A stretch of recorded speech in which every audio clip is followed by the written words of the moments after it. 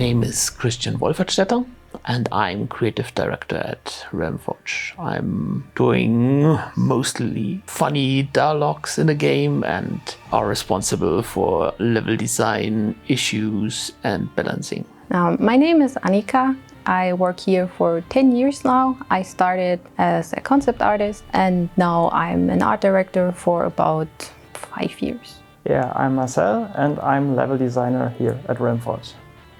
My name is Maita Sedlacek and I'm a project manager at Realmforge. Yeah, hello, I'm Emmanuel Scholz and I'm actually from the Tropico 6 team. But since I did all the old dungeon series, I work there as well. Well, there's a lot of new stuff, like the dwarf units that are working also in the underground, and they try to grab your stuff, they try to steal your gold and claim your artifacts and destroy your rooms, of course. It's a more active game because we have more things to do in the overworld. For the player, it's you have to actively gain evilness by defeating bosses or raiding transports. Pretty sure it's that Talia now has a ponytail.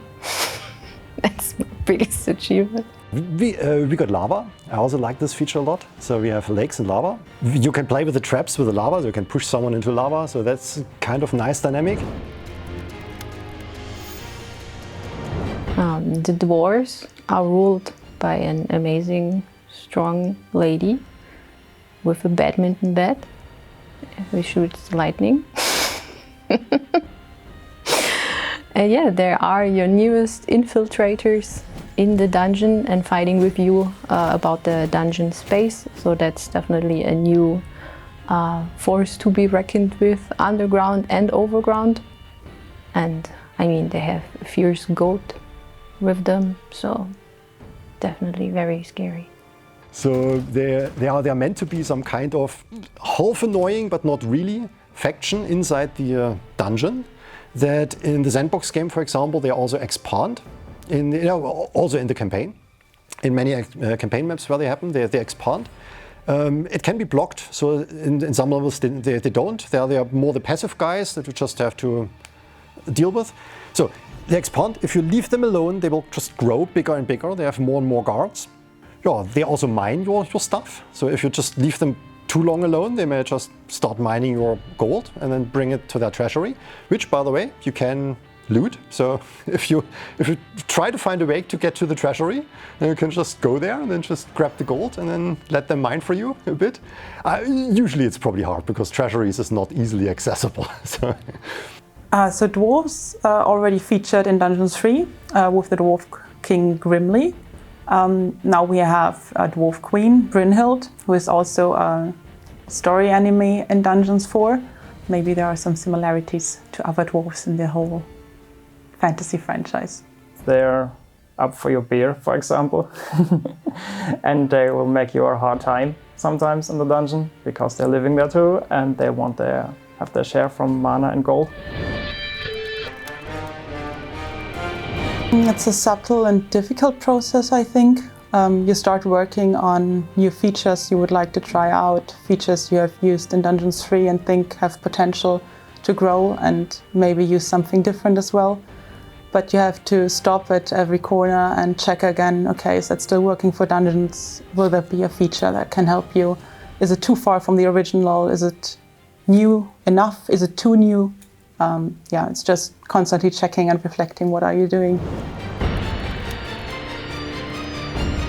At first we grabbed everything from Dungeons 3, then beat it to death because it wasn't working with bigger dungeons and more creatures.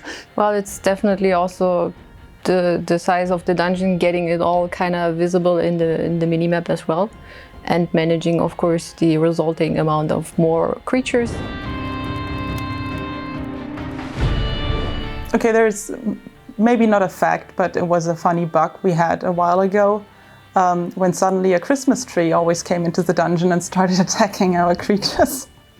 And we didn't know what it was all about. And then it turned out that we didn't yet have an end as an enemy, so we just substituted with another asset, with a Christmas fir tree. But nobody told us.